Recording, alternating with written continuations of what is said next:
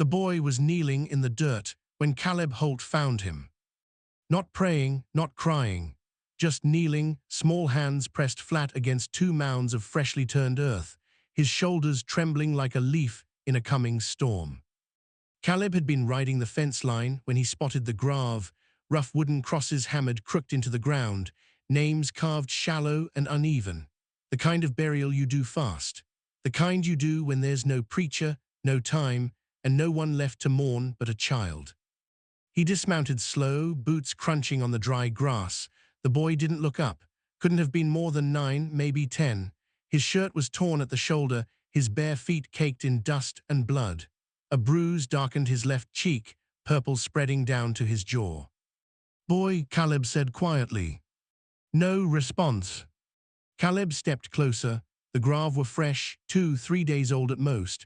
Flies buzzed lazy circles in the heat. The crosses read Thomas Everett and Anna Everett. The letters were carved by a child's hand, unsteady, desperate. "You out here alone?" The boy's fingers dug deeper into the dirt. His voice came out small, hollow. "They made me watch."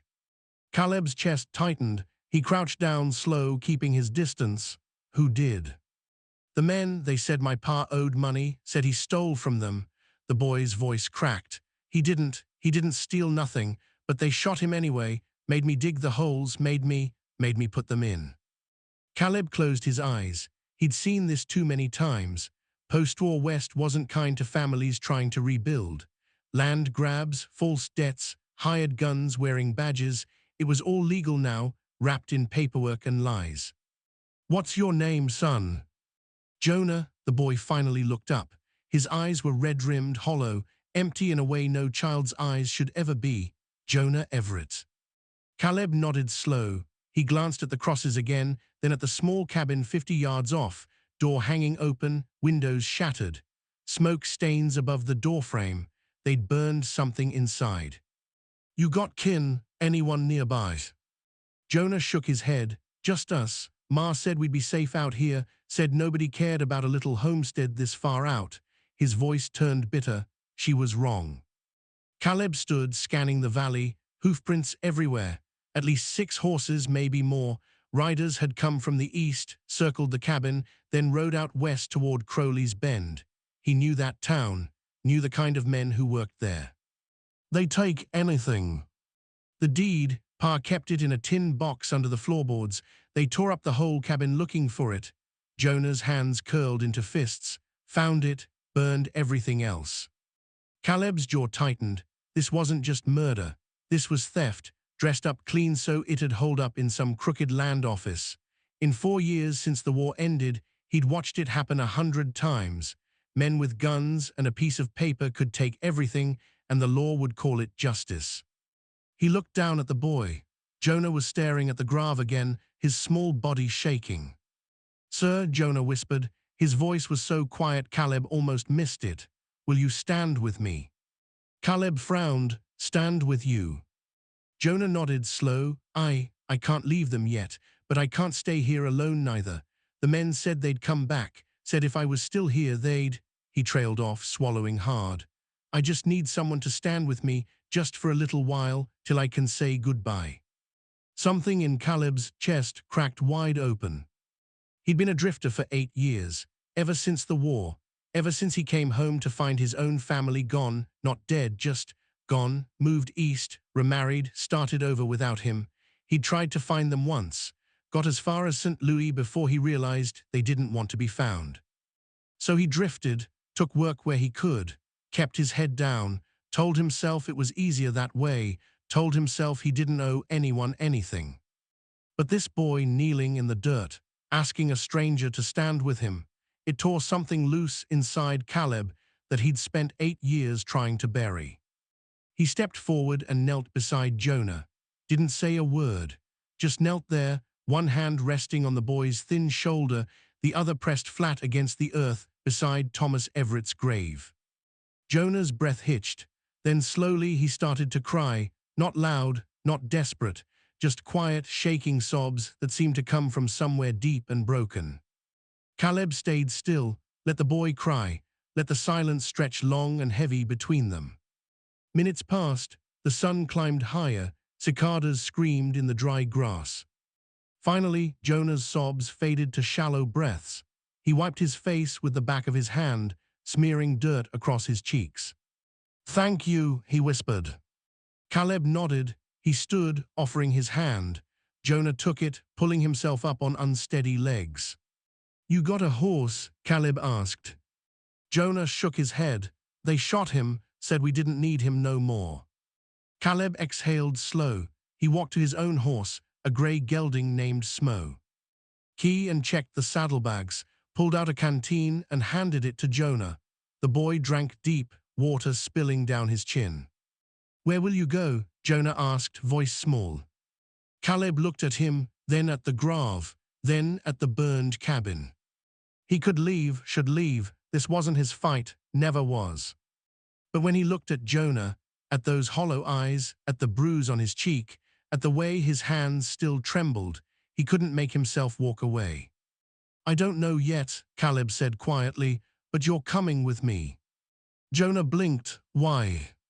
Caleb didn't have a good answer, not one that made sense, so he told the only truth he had. Because nobody should stand alone at their parents' grave. Jonah stared at him for a long moment, then slowly he nodded. Caleb swung up onto Smoke, then reached down and pulled Jonah up behind him. The boy's arms wrapped tight around Caleb's waist, his small body pressed close. "Where are we going?" Jonah asked. Caleb looked west, toward Crowley's Bend, toward the men who'd done this. "First, we're gonna get you fed and cleaned up. Then," he paused, jaw tight, "then we're gonna find out who killed your folks." Jonah's grip tightened. "And then what?" Caleb didn't answer. He clicked his tongue, and Smoke started forward at a slow walk. The grave grew smaller behind them. The boy didn't look back. But Caleb did, just once. And when he turned forward again, something cold and certain had settled in his chest. He didn't know why he'd stopped, didn't know why this boy, this grave, this moment had hooked into him so deep. But he knew one thing. He wasn't walking away, not this time. They rode into Crowley's Bend just after noon. The town was small, dusty, built around a single main street lined with crooked storefronts and a saloon that looked like it had been standing since before the war. Men loitered outside, smoking, watching strangers with hard eyes. Caleb kept his hat low and his hand near his sidearm. Jonah sat quiet behind him, arms still wrapped tight. They stopped outside a boarding house at the edge of town. Caleb dismounted, helped Jonah down, and tied Smoke to the post. "Stay close," Caleb said. Inside, the woman at the front desk barely looked up. She was older, gray-haired, her face lined with years of hard living. "Need a room," Caleb said. She glanced at Jonah, her expression softened just a fraction. "2 beds or 1? 2. She nodded and slid a key across the counter. "Upstairs, second door on the left, $1 a night." Caleb paid, then led Jonah upstairs. The room was small, barely big enough for the 2 narrow beds and a wash basin in the corner, but it was clean, quiet. Jonah sat on the edge of one bed, staring at his hands. Caleb poured water into the basin, grabbed a rag and handed it to him. "Wash up, I'll go get us some food." Jonah didn't move. Caleb crouched down in front of him. "You still with me?" The boy nodded slowly, but his eyes were distant, lost somewhere Caleb couldn't reach. "Jonah," Caleb's voice was firm but not unkind. "I need you to stay here, lock the door, don't open it for anyone but me, understand?" Jonah finally looked at him. "You're coming back." "I'm coming back." The boy's shoulders relaxed just a little. He took the rag and started wiping the dirt from his face. Caleb stood and left, locking the door behind him. Downstairs, he asked the woman at the desk where he could get a hot meal. She pointed him toward the saloon. Caleb walked slow, scanning faces as he went. He was looking for something, someone, but he wasn't sure what, not yet. Inside the saloon, a handful of men sat at tables, drinking, playing cards. The bartender was a thick man with a scar running down the side of his face. He looked up when Caleb approached. "What'll it be?" "2 plates of whatever you got, and coffee." The bartender nodded and disappeared into the back. Caleb leaned against the bar, listening. Men talked in low voices behind him. One voice stood out, rough, confident, the kind of voice used to being obeyed. "Everett Place is ours now. Deeds filed clean. No one's gonna contest it." Caleb's hand tightened on the bar. "What about the boy?" another voice asked. "Ran off, probably dead by now. Buzzards'll take care of him." Laughter, cold, ugly laughter. Caleb turned slowly. 3 men sat at a corner table. 2 were hired guns, easy to spot by the way they wore their sidearms low and loose. The third was older, better dressed. A landman, maybe, or a claim agent. Caleb's eyes locked on the older man, and then, like a punch to the gut, recognition hit him. He knew that face. Warren Blythe. Caleb's breath caught. He turned back to the bar, heart pounding, mind racing. 8 years ago, Warren Blythe had been a Union officer. Caleb had served under him briefly during the final months of the war. Blythe had been ruthless even then, burning farms, seizing land, calling it military necessity. After the war, he'd disappeared. Caleb had assumed he'd gone east, like so many others. But he hadn't. He'd come west. And he'd kept doing exactly what he'd done during the war, taking land, taking lives, wrapping it all in legal paper so no one could stop him. And now Caleb realized, with a sickening twist in his gut, he recognized the name Everett too. Thomas Everett. There'd been a Thomas Everett in their regiment, a quiet man, older than most. He'd deserted halfway through the final push, just walked away one night, tired of burning homes, tired of killing farmers. Blythe had wanted him hunted down, wanted him shot as an example. But Caleb had been the one assigned to track him, and when he'd found Thomas, alone, unarmed, just trying to get home, Caleb had let him go, told Blythe he'd lost the trail, lied straight to his face.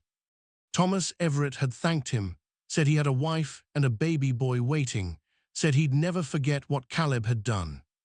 And now, 8 years later, Thomas Everett was dead, shot by men working for the same officer Caleb had lied to, the same officer who'd probably figured out, eventually, that Caleb had let Thomas go. Caleb's hands started to shake. The bartender returned with 2 plates and a pot of coffee.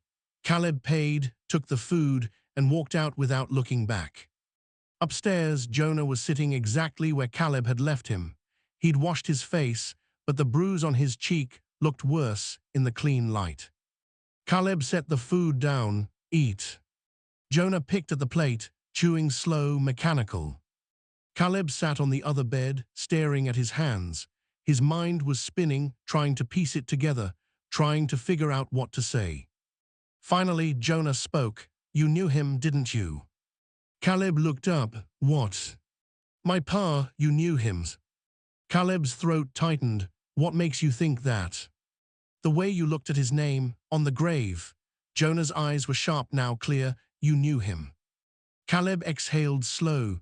There was no point lying, not to this boy, not after everything. "Yeah, I knew him, long time ago, during the war." "Did you fight together?" "Sort of," Caleb rubbed his face. "Your pa was a good man, Jonah. He got tired of fighting, tired of burning people's homes, so he left, walked away, and I let him." Jonah stared at him. "Why?" "Because he had a family waiting, a wife, a baby boy." Caleb looked at Jonah. "You." The boy's face went pale. "I didn't know it was him," Caleb continued, voice rough. "Not till I heard his name, not till I saw his grave, but the men who killed him, I know them too. Their boss, anyway, Warren Blythe, he was our officer, and he's the reason your folks are dead." Jonah's hands curled into fists. "He's here, in this town." "Downstairs, in the saloon." Jonah stood fast, his chair scraping back. "Then let's." "No," Caleb stood too, blocking the door. "You're not going anywhere near him. He killed my parents." "I know," Caleb's voice was firm, "and if we walk down there now, he'll kill you too, and probably me. and nobody'll care because he's got the law on his side. Jonah's eyes filled with tears, not sad tears, angry tears. Then what do we do? Caleb didn't have an answer, not yet. But he knew one thing. He'd let Thomas Everett go 8 years ago, told himself it was the right thing, told himself he'd saved a good man. But he hadn't, he just delayed the inevitable. And now Thomas was dead, Anna was dead, and this boy who'd asked Caleb to stand with him, was all that was left. Caleb stepped forward and put both hands on Jonah's shoulders. "I'm gonna make this right," he said quietly. "I don't know how yet, but I swear to you, Jonah, I'm not walking away." Jonah searched his face. "You promise?" "I promise." The boy's shoulders slumped. He sat back down, staring at the floor. Caleb sat beside him, and for a long time neither of them spoke. Outside, the sun began to set. Shadows stretched long across the floor. And somewhere downstairs, Warren Blythe laughed. The knock came just before midnight. Caleb was sitting in the chair by the window, watching the street below. Jonah was asleep, curled up under a thin blanket, his breathing soft and steady. The knock came again, harder this time. Caleb stood, hand moving to his sidearm. He crossed the room and stopped just beside the door. "Who is it?" "Sheriff Dalton, open up." Caleb's jaw tightened. He glanced back at Jonah, still asleep, then unlocked the door and opened it just enough to see out. A man stood in the hallway, tall and broad-shouldered, wearing a badge pinned to his vest. His face was hard, weathered, the kind of face that had seen violence and decided it didn't mind. "Caleb Holt," the sheriff asked. "That's right. Need to ask you a few questions. Mind stepping out?" Caleb didn't move. "About what?" "The boy Jonah Everett." Dalton's eyes flicked past Caleb into the room. "Heard you brought him into town. That true?" "It's true." "Where'd you find him?" "His folks' homestead. They were dead. He was alone." Dalton nodded slowly, like he'd expected tea. "Hat answer. Well, here's the thing. That homestead belongs to Warren Blythe now. Legal and proper, deeds been filed, so the boy's got no claim to it." Caleb's hand tightened on the doorframe. The boy's parents were murdered. "That's so." Dalton's expression didn't change. "Got proof?" "He told me, said men came, shot his folks, took the deed." "Boy's word against a legal document." Dalton shrugged. "Not much I can do with that." "You could investigate." "Already did. Blythe's got witnesses. Says Thomas Everett owed him money. Says Everett pulled a gun when they came to collect. Self-defense, clean as it gets." Caleb felt his blood rise. "That's a lie." "Maybe, maybe not." Dalton leaned against the doorframe, arms crossed. "Either way, it's done. Blythe owns that land now, and the boy's got no family, no claim, no reason to be here." "So what are you saying?" "I'm saying you need to leave, take the boy with you. Head east, head south, don't care. Just don't make trouble in my town." Caleb stared at him. "You're protecting Blythe." "I'm protecting the law." "That's not the law. That's murder dressed up clean." Dalton's eyes went cold. "Watch your mouth, Holt. I'm giving you a chance here, more than most get. You take it, you walk away, everyone's happy, you don't." He let the threat hang in the air. "Well, accidents happen." Behind Caleb, Jonah stirred. He sat up, rubbing his eyes. "What's going on?" Dalton's gaze shifted to the boy. His expression softened just a fraction. "Sorry about your folks, kid, but this town's no place for you. Best you move on." Jonah's face hardened. "I'm not leaving." "You don't have a choice." "I do." Jonah stood, stepping up beside Caleb. "My pa didn't steal nothing, and Mr. Blythe killed him. I saw it." Dalton sighed. "Kid, you don't know what you're talking about." "I do. I was there. I saw." "Jonah." Caleb's voice was quiet but firm. The boy stopped, looking up at him. Caleb shook his head.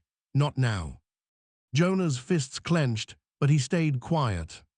Caleb turned back to Dalton. "We'll leave in the morning." Dalton studied him for a long moment, then nodded. Smart choice. He tipped his hat and walked back down the hall.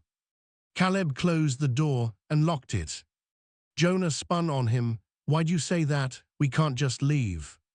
We are not. Caleb crossed to the window, looking out at the street below. But if we try to fight him now, we'll lose. Dalton's his man. Probably half this town is. We need to be smart. Smart how? Caleb didn't answer right away. He watched the street, watched the shadows move, watched a figure step out of the saloon and light a cigar. Warren Blythe. Even from here, Caleb could see the confidence in his posture, the ease, the certainty that no one would stop him. We need proof, Caleb said finally, something that can't be ignored, something that'll turn people against him. How do we get that? Caleb turned to look at Jonah. I don't know yet, but we will. The boy stared at him, searching his face. You really mean that? You're not just saying it. I mean it. Jonah nodded slowly, then quietly, thank you. Caleb didn't respond. He turned back to the window. Below, Blythe finished his cigar and walked back inside. And Caleb knew, deep in his gut, that tomorrow was going to be the day everything changed. They left before dawn. Not because they were running, but because Caleb needed time to think, needed space to plan. They rode east, away from town, following the line of the valley. Jonah sat behind him, quiet, his arms wrapped loose around Caleb's waist. After an hour, Caleb stopped near a creek. He dismounted, let smoke drink, and sat down on a flat rock near the water's edge. Jonah sat beside him. For a long time, neither of them spoke. They just listened to the water, the wind, the distant cry of a hawk circling overhead. Finally, Jonah broke the silence. You think we can really stop him? Caleb picked up a smooth stone and turned it over in his hand. I think we can try. That's not the same thing. No, it's not. Jonah looked down at his hands. My pa used to say that trying was all that mattered, that even if you lost, at least you stood for something. Caleb glanced at him. Your pa was a smart man. He was, Jonah's voice cracked, and they killed him anyway. Caleb tossed the stone into the creek. It landed with a soft plunk, sending ripples spreading outward. I let him go, you know, Caleb said quietly. During the war, I was supposed to bring him back, supposed to make an example of him, but I didn't. I let him walk away, told myself I was doing the right thing. Jonah looked up at him. You were. Was I? Caleb's voice was bitter. Because 8 years later he's dead, you're an orphan, and the man who killed him is still walking free, so what good did it do? Jonah was quiet for a moment. Then, my pa talked about you. Caleb's head snapped around. What? Not by name, but he told me a story once, about a soldier who let him go, W.H. O could have shot him but didn't. He said that man saved his life, said he got to come home because of him, got to meet me, got to build a life with Ma. Jonah's eyes were wet. He said he'd never forget that. Caleb's throat tightened. He looked away, blinking hard. So yeah, Jonah continued, you did the right thing, because I got to know my pa, got to have him for 10 years, and that means something. Caleb closed his eyes. For 8 years, he'd told himself that walking away was easier, that not getting involved was safer, that other people's problems weren't his to carry. But this boy, this brave, broken boy sitting beside him, was living proof that some choices mattered, that some moments couldn't be walked away from. I'm sorry, Caleb said quietly. I'm sorry I wasn't there. I'm sorry I couldn't stop it. You're here now, Jonah said. That's enough. Caleb looked at him, really looked at him, at the bruise on his cheek, at the dirt still under his fingernails, at the hollow, haunted look in his eyes that no child should ever have. And he made a decision. He reached into his saddlebag and pulled out a small pocket knife, carved wood handle, simple blade. He handed it to Jonah. This was my father's, Caleb said. He gave it to me when I was about your age, said a man should always have something to remind him where he came from. Jonah took it carefully, turning it over in his hands. Why are you giving it to me? Because you're gonna need it, for what's coming. Caleb stood, brushing dirt off his pants, and because I want you to remember something. What? That you're not alone, not anymore. Jonah looked up at him, eyes shining. Then, slowly, he stood and wrapped his arms around Caleb's waist, burying his face in his chest. Caleb hesitated. Then, gently, he put his arms around the boy and held him. They stood like that for a long time, the creek flowing quietly beside them, the sun climbing higher in the sky. And for the first time in 8 years, Caleb Holt felt like he was exactly where he was supposed to be. So here's the question I want you to think about. If you were Caleb, knowing what's coming, knowing the danger, would you walk away to keep the boy safe? Or would you stand and fight, even if it meant risking everything? Take a breath, think about it, and if you're still with me, you'll want to see how this ends. They rode back into Crowley's Bend just before sunset. Caleb had a plan now. It wasn't perfect, but it was something. They went straight to the boarding house. Caleb told Jonah to stay in the room, lock the door, and don't come out for anyone. Then he went back downstairs. The saloon was busy. Men crowded around tables, drinking, gambling, shouting over each other. Caleb pushed through to the bar and ordered a whiskey.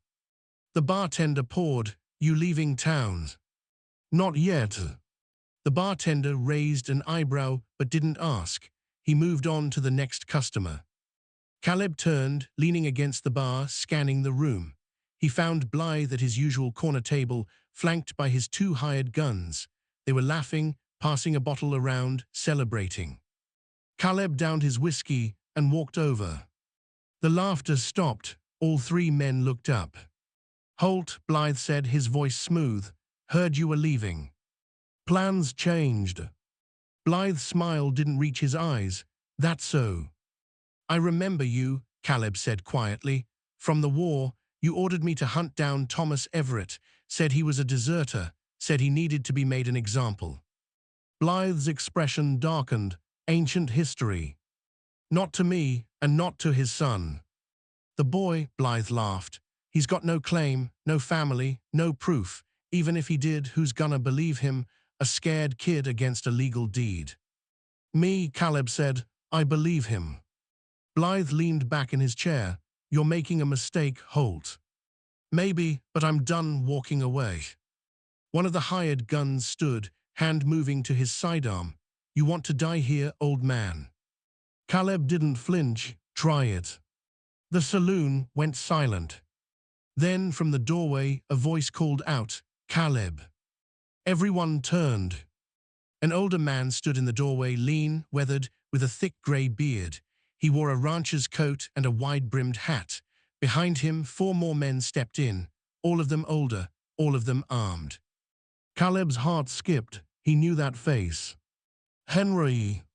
Henry Cross nodded, stepping forward. "Heard you were back in town, heard you had trouble." "How'd you?" "The boarding house lady, she sent word." Henry glanced at Blythe, his expression hardening. "Figured you might need some help." Blythe stood slowly. "This doesn't concern you, Cross." "Doesn't it?" Henry stepped closer.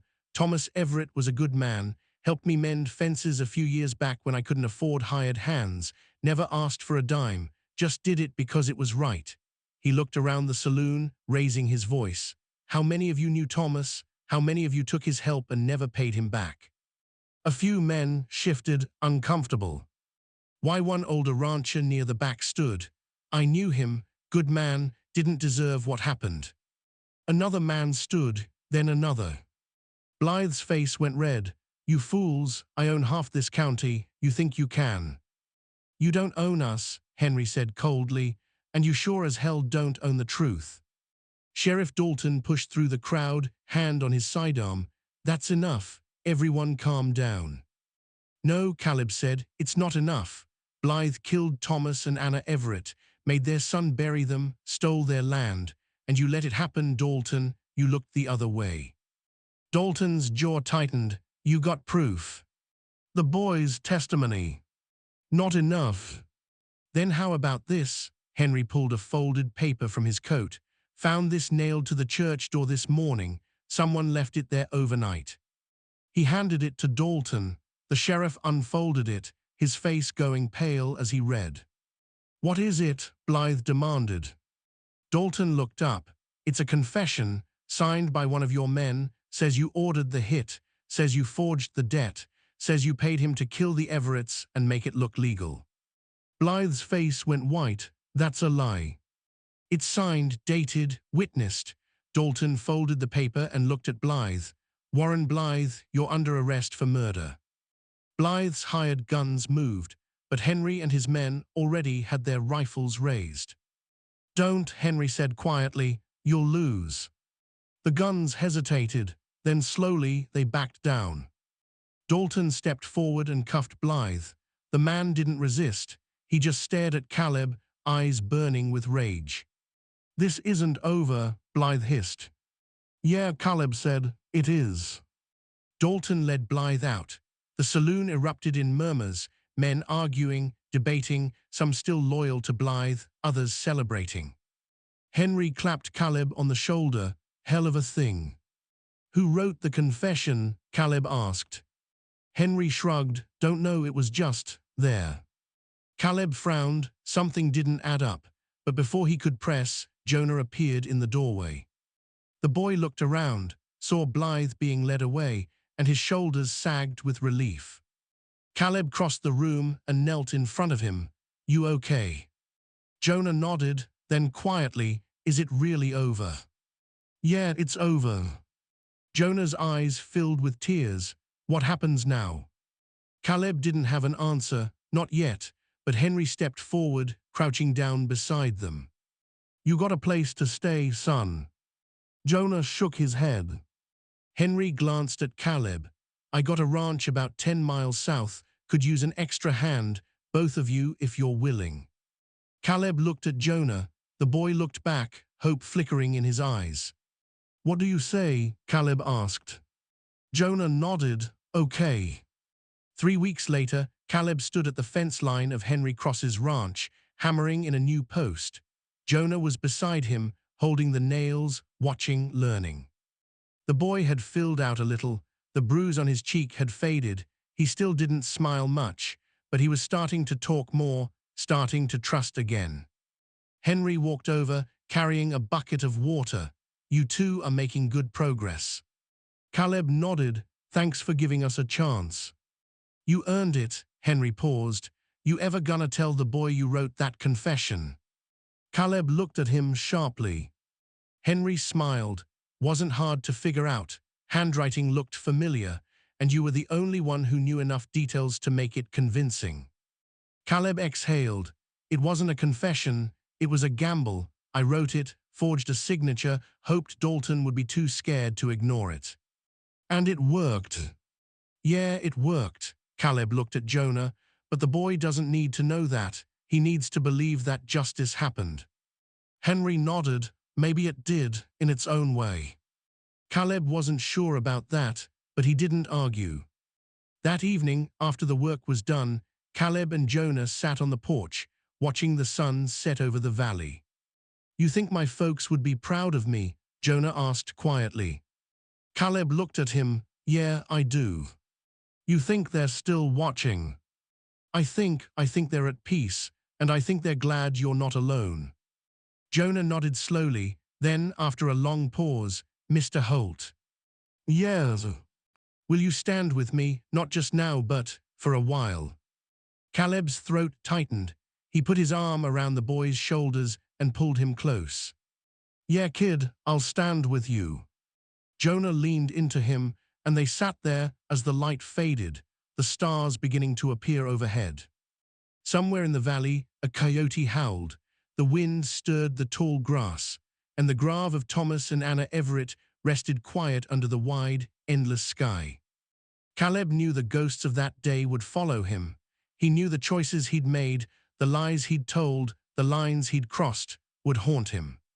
But when he looked at Jonah, sitting beside him, safe and whole and no longer alone, he thought maybe, just maybe, he'd finally done something worth standing for. The boy fell asleep leaning against him. Caleb didn't move. He just sat there, watching the stars, feeling the weight of the child against his side. And for the first time in 8 years, Caleb Holt felt like he was home.